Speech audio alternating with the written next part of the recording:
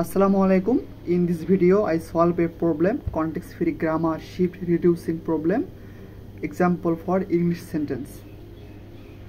এখানে দুই ভাবে প্রশ্ন আসতে পারে। ফার্স্টলি bild a grammar অর্থাৎ একটি গ্রামার লিখতে হতে পারে।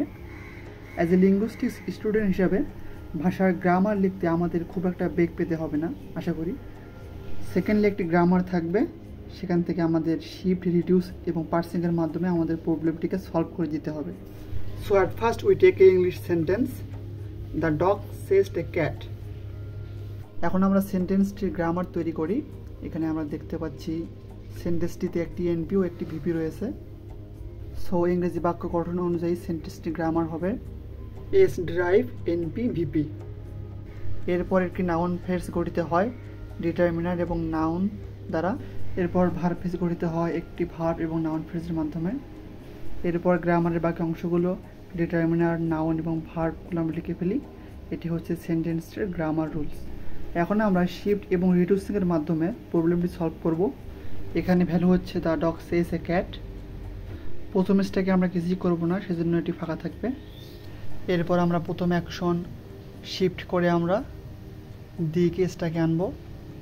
আমরা আমাদের গ্রামার থেকে পাই দি একটি ডিটারমিনার। সো আমরা এটিকে ডিটারমিনার দ্বারা রিডিউস করব। এরপর আমরা ডগকে শিফট করব। আমরা জানি ডগ একটি নাউন, সো আমরা এটিকে নাউনের এন দ্বারা রিডিউস করব। 5 নম্বর অ্যাকশনে আমরা দেখতে পাচ্ছি এখানে একটি ডিটারমিনার ও একটি নাউন রয়েছে। আমরা আমাদের গ্রামার থেকে দেখতে পাচ্ছি যে এটি একটি নাউন ফ্রেজ, সুতরাং এটিকে আমরা নাউন ফ্রেজ দ্বারা রিডিউস করব। এরপর আমরা ভার্ব সেজডকে শিফট করব। এরপর সেজডকে রিডিউস করে ভিতে পরিণত করব। এরপর আমরা এ কে শিফট করব এবং এ কে রিডিউস করে ডিটারমিনারে পরিণত করব। এরপর সর্বশেষ ভ্যালু ক্যাটকে আমরা শিফট করব। এরপর ক্যাটকে রিডিউস করে আমরা নাউনে পরিণত করব। এরপর স্টকে থাকা ডিটারমিনার এবং নাউনকে আমরা নাউন ফ্রেজে পরিণত করব।